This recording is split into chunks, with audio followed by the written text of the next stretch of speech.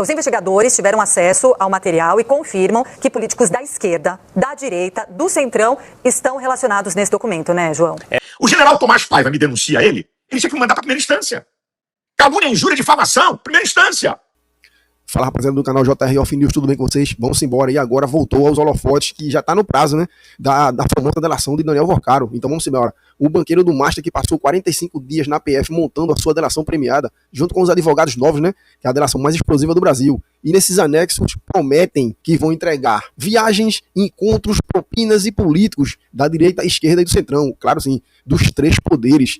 E o que ocorreu e por que o ex-presidente do BRB também quer delatar, e agora está vindo aos holofotes, né, está vindo à tona, que ele quer delatar primeiro do que Vorcaro. A gente sabe que a briga é grande, né? Quem delatar primeiro, com mais intensidade, com mais caldo, vai receber os melhores benefícios. Quem falar primeiro leva. E quem cai nessa lista, a gente sabe que pode mudar as eleições desse ano, em outubro, beleza? Toca o vídeo pra gente não perder nada. Falando, né, sobre a entrega já de um documento, não é um documento, é um pendrive, uma informação de dispositivo eletrônico com já a entrega desse material à Polícia Federal, à Procuradoria-Geral da República, pela defesa de Daniel Vorcaro, sobre a delação premiada dele. É o primeiro passo efetivo da entrega de informações por parte da defesa de Daniel Vorcaro para a Polícia Federal. Bom, segundo Caia Messina, a gente já trouxe aqui algumas informações, mas ele vai trazendo novas informações. Essa delação de Vorcaro, ela é separada por capítulos. Há alguns nomes de pessoas envolvidas, segundo Vorcaro. E essa é a ideia da delação mesmo, entregar nomes, principalmente nomes superiores a ele, que vale a pena, não interessa para a Polícia Federal entregar peixe pequeno, tem que entregar peixe grande, hierarquias maiores, para valer a pena essa delação premiada. Senão, de que adianta, né? Você livra o cabeça e pune os menores? Não, aquele delator, ele precisa entregar gente maior que ele. Os investigadores tiveram acesso ao material e confirmam que políticos da esquerda, da direita, do centrão, estão relacionados nesse documento, né, João? E traz nomes, datas, locais, tudo isso está lá nesse pendrive que a gente citou mais cedo, e a Paty reforçou agora que foi entregue para a Polícia Federal e também para a PGR, a Procuradoria-Geral da República. E os locais que eu citei são locais onde aconteceram encontros, festas, viagens, e nós já trouxemos aqui, né, nas apurações de bastidores, antes mesmo de se falar em delação de Daniel Vorcaro, sobre festas com altas autoridades, festas fora do país. Então a gente incluiria no mesmo pacote festas e viagens com ministros, inclusive, do STF. Não quer dizer que eles estão neste documento. Quem sabe sim, quem sabe não, só a PF e a PGR até agora vão saber. Mas fato é que antecipadamente nós já trouxemos estas informações importantes e sempre tocando em alguns nomes principais do STF, Alexandre de Moraes, Dias Toffoli, e ali vai. E a defesa do Vorcaro, Paty, está pedindo justamente para que ele siga para a prisão domiciliar. Isso já foi negado em outros momentos. Ele está detido na Polícia Federal, saiu da Papuda, onde essa circunstância era pior para ele, mas não está satisfeito. Quer que ele vá para a prisão domiciliar, mas isso, claro, a depender de como ocorrer, se for aceita essa delação. E a gente até trouxe aqui a informação não só do Caian, mas do repórter Pedro Teixeira, aqui do jornalismo da Band News TV, que a defesa de Vorcaro, que já vinha desenhando, articulando, construindo essa delação premiada para apresentar as informações para a Polícia Federal, ela correu, né, ela acelerou esse processo porque há poucas semanas você teve notícia aqui na Band News TV da prisão do ex-presidente do BRB, Paulo Henrique Costa, né, que aconteceu bem depois até de Daniel Vorcaro. Ele, logo que foi preso, ele trocou a sua defesa e já... Foi na semana passada ou na semana anterior, há poucos dias, a defesa trouxe um documento falando que ele também tem intenção de fechar um acordo de delação premiada. A defesa do Vorcaro falou, tenho que ser rápida, porque senão Paulo Henrique Costa vai apresentar, a defesa dele vai apresentar a delação primeiro, e aí a de Vorcaro não vai ter novidade nenhuma, então a dele não vai ter benefícios, né? Quer dizer, o primeiro delator, ele tem benefícios maiores. Por isso, a defesa de Daniel Vorcaro se antecipou para que ele garanta benefícios maiores, já que provavelmente compartilham das mesmas informações, já que ambos tinham ali um esquema de combinar negócios entre o BRB e o Banco Master para beneficiar o Banco Master em troca de pagamento de propina ao ex-presidente do BRB, Paulo Henrique Costa, que segue preso. E também ele pediu para ir, né, para a prisão da Polícia Federal. Olha só o caminho, né? Vorcaro já foi para a Polícia Federal, agora quer ir para casa, em prisão domiciliar. E Paulo Henrique Costa quer ir para a Polícia Federal justamente com esse argumento de, estando ali num prédio da Polícia Federal, porque o que acontece, né, João? Agora eles recebem esse documento da delação, a Polícia Federal vai abrir ali as informações, vai ver os nomes e vai querer prova. Não adianta só contar, olha, fulano me pediu dinheiro. Tem prova? Tem como provar? Então, a partir de agora, esses depoimentos à Polícia Federal, eles acontecem com mais frequência, com mais exatamente frequência, vamos dizer assim. Então, é interessante exatamente que esse delator esteja muito próximo da Polícia Federal, assim como foi o caso dos ex-ajudantes de ordens de Bolsonaro. Você lembra? Ele ia, vinha, prestava depoimento, voltava. Então, estando na Papuda, por exemplo, esse caminho seria mais difícil. Então, vamos acompanhar aí com a nossa reportagem trazendo apurações a todo momento. E agora vamos ver também ele aí, o Silas Malafaia aí, que é o cara, né, super polêmico aí na direita, né, que sempre tava ali nos palanques ali com Jair Bolsonaro, com o pessoal da direita aí, Nicolas ali, Magno Malta, aquela galera fazendo aquelas manifestações ali contra o autoritarismo aí no Brasil, principalmente no judiciário, um ataque principal para Alexandre de Moraes, e agora que Alexandre de Moraes está envolvido com esses BO todinho aí, com 129 milhões de possibilidades aí, do Toffoli também, Dino também se envolvendo aí, Gilmar fazendo aqueles blá blá blá, o João Plenário em ser mais alto nível. Vamos ver aqui agora o pronunciamento, né, que foi aqui na Gazeta do Povo, Silas Malafaia falando a respeito desse indiciamento aí, que ele agora virou réu, né? Vamos ver o que é que ele tem para falar. Um cara que tem o dom da norma culta aí, sempre tem o que falar e com contundência, e na maioria das vezes que a gente presenciou ele falando aí, sempre com fatos, o cara sempre é bem informado, beleza? Vamos ver o vídeo aqui pra gente não perder nada. Silas Malafaia se defendendo dessas acusações aí. Vamos embora. Então, né, mais um capítulo de perseguição política aqui no país. Desta vez o Supremo Tribunal Federal tornando o senhor réu. Eu gostaria que o senhor pudesse falar, né, como é que o senhor enxerga esse cenário, se a gente tem visto uma escalada aí no autoritarismo judicial aqui no Brasil. Deixa eu dizer uma coisa para vocês. Há 5 anos aproximadamente, eu venho denunciando os crimes e absurdos de Alexandre de Moraes. São mais de 50 vídeos em todas as manifestações que nós comandamos e não são denúncias vazias. Eu não denuncio, eu não falo ao citar nome de pessoas, tem que provar o que você está falando. E uma das coisas que mais eu falei durante esses 5 anos é sobre o inquérito imoral e ilegal das fake news. É imoral e ilegal porque não tem a participação do Ministério Público, como prevê o artigo 129 da Constituição. Ele foi aberto de ofício. Para ser aberto de ofício, tinha que ter crime dentro das dependências do STF. Ele foi aberto para proteger ministro de acusação de corrupção naquela época, que alguns veículos de imprensa estavam em cima. Então, foi criado isso. A partir daí, Alexandre de Moraes comanda esse inquérito, ele transforma a liberdade de expressão em crime de opinião no Estado Democrático de Direito. Isso é um absurdo. E o que é interessante é que ele promove a perseguição à turma da direita. Um grupo de empresários num grupo reservado, aqueles comentários, se Lula ganhar tem que dar golpe, tem que arrebentar, não sei o que, comentários particulares. Algum jornalista denunciou, certo? Ele foi lá, cerceou todo mundo, 8 empresários, botou para quebrar, quebrou sigilo fiscal. Depois de um ano depois, 6 ele liberou, tá? Aí tem outro caso da Choquei, tá? Que usaram milícia digital para atacar a direita. Não teve nada contra eles. Estou falando lá de trás. Bem, Alexandre de Moraes, então, está esperando uma oportunidade para promover aquilo que é peculiar. Ele é um ditador, promove perseguição política. Então, espera uma oportunidade. Na manifestação do dia 6/4, em São Paulo, do ano passado, eu disse em tom genérico, sem individualizar a vítima. Isso aqui é muito importante no mundo jurídico. Tom genérico. Os generais de 4 estrelas são frouxos, covardes e omissos pela prisão ilegal de Braga Neto. É a mesma coisa que você dizer assim, essa cambada de senadores e deputados são frouxos, covardes e omissos. Esses pastores são frouxos, covardes e omissos. Isso é genérico. Isso é liberdade de expressão. Ives Gandra, o maior jurista do país, que eu não conheço pessoalmente, fez uma defesa brilhante no meu caso. E aí, os absurdos. O procurador, Paulo Gonet, está aqui o documento. Olha o que ele diz. Que eu injuriei o general de exército Tomás Miguel Paiva. Eu não cito o nome dele, como é que eu injuriei ele? Que eu imputei falsamente fato definido como crime ao general Tomás Paiva. Como? Se eu não cito o nome dele. Então ele manda isso, tá? E olha o que ele diz no documento para mandar para Alexandre de Moraes no STF. Ele diz que as denúncias, as condutas denunciadas e aquelas investigadas de modo abrangente no inquérito 4781, fake news, e 4874, milícias digitais. Ele está dizendo que tem similitudes com o que eu fiz com fake news. Eu digo para vocês, o que tem a ver uma opinião, uma manifestação pública e aberta com fake news? Absolutamente nada. Simplesmente para promover perseguição política. É só essa a história. Eu não tenho prerrogativa de função. Artigo 102 da Constituição. Eu tenho direito ao duplo grau de jurisdição. Artigo 5º, inciso 55. O que o procurador tinha que fazer? O general Tomás Paiva me denuncia ele tinha que me mandar para a primeira instância. Calúnia, injúria, difamação, primeira instância. Então, o procurador me denuncia por calúnia e injúria.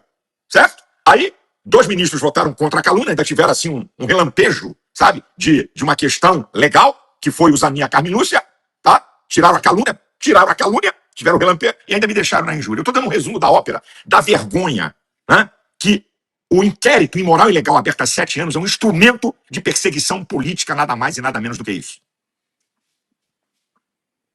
Pastor, infelizmente essas perseguições, né, como o senhor bem lembrou, têm se tornado diárias no país.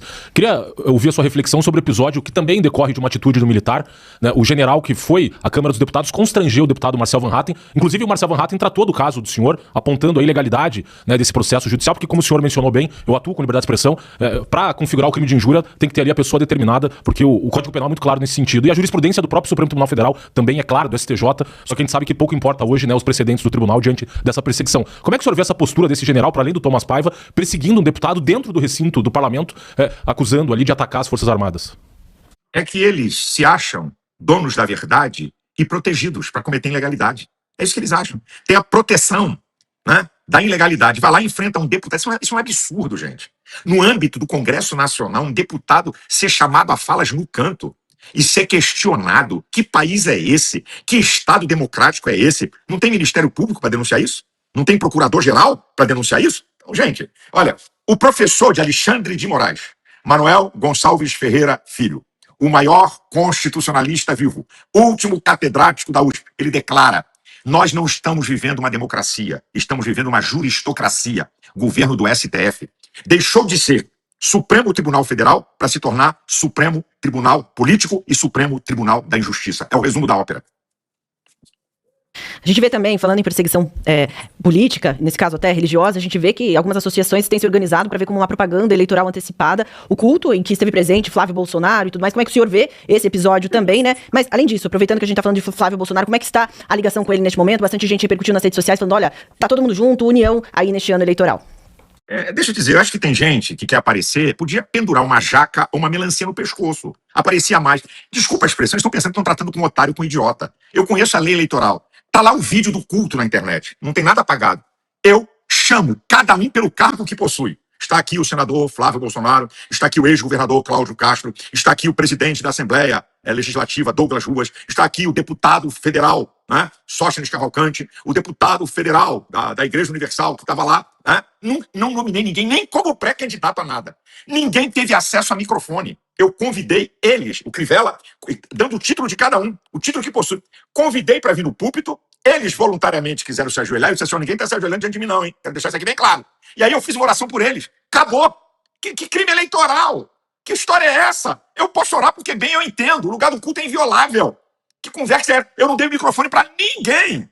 Então, é tudo. Os caras estão precisando aparecer, aí querem produzir fato. Não vai arrumar nada. Tá? Agora, se eu dissesse, está aqui o futuro presidente do Brasil, eu apoio para presidente, aí eu cometi crime eleitoral. Não posso fazer isso no lugar do tempo. Tem decisões e definições na lei eleitoral. Agora, eu nominar cada um pelo título que tem e fazer uma oração e nem dei microfone para ninguém. Então de brincadeira. A questão é a seguinte, deixa eu falar uma coisa para você. Eu sempre tive relacionamento direto com os Bolsonaros. Eu nunca deixei de falar com o Flávio. Dos 3 filhos de Bolsonaro, quem sempre eu mais falei foi o Flávio. Sempre. Eu não tenho nenhum problema. Inclusive, eu disse para o Flávio, antes do dia 4 de abril, eu falei, se eu não estou enganado, no mês de fevereiro, Flávio, para mim, a melhor candidatura para derrubar Lula e derrotar é Tarcísio e Michele. Eu falei com ele. Eu não jogo baixo. Agora, o que tem o problema é o seguinte, deixa eu falar para vocês. Eu não suporto o radicalismo da esquerda nem da direita, porque todo radical político trabalha com paixão. E a paixão cega as pessoas. Trabalha com emoção, igual time de futebol. O Flamengo se perder, o flamenguista está dizendo, não merecia perder. Se é Vasco, Corinthians, Palmeiras, é a mesma coisa. Fazer da política a paixão é a pior coisa. Aí, os bolsomínios, como eu chamo, essa direita extremada, eles atacam a esquerda, mas repetem a receita deles. Ninguém tem direito a opinar.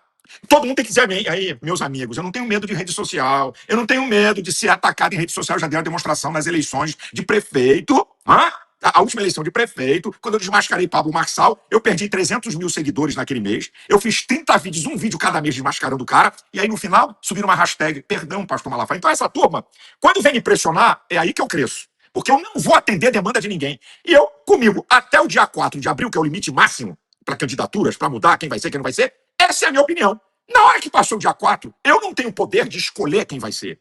Na hora que decidiram que é o Flávio, aqui tem meu apoio, você tem meu apoio, vou te apoiar. Eu não sou incoerente. Agora, quando o Bolsonaro era presidente, Flávio sabe disso, Carlos sabe disso, Eduardo sabe disso. Quando o Bolsonaro era presidente, no cargo, eu fazia duros questionamentos a ele.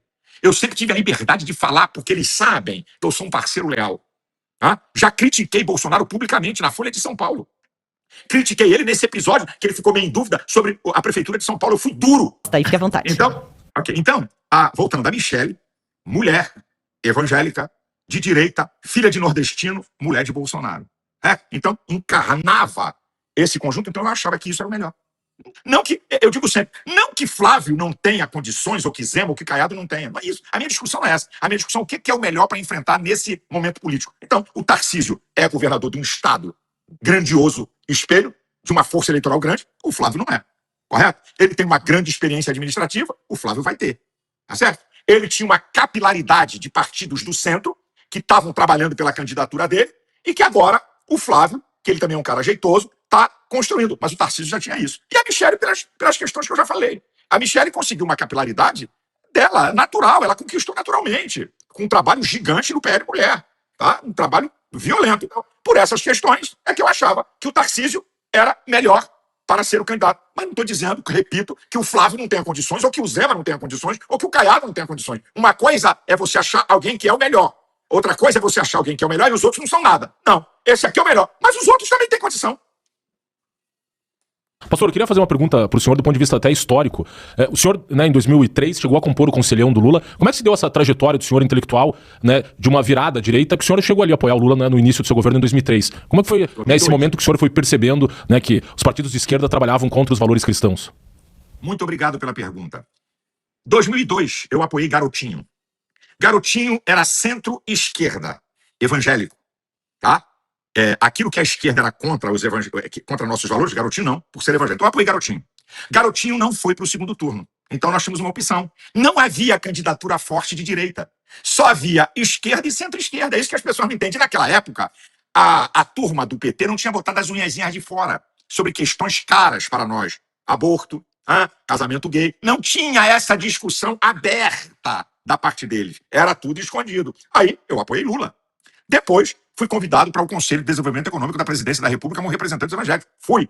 Aí começaram os debates no Congresso Nacional e eu sendo convidado para audiências públicas. Eu comecei a perceber que havia uma diferença entre o que Lula falava publicamente e o que o PT e a esquerda faziam internamente. Falei, aqui não. Fui lá e pedi meu desligamento. Você sabe qual é o ser humano ignorante?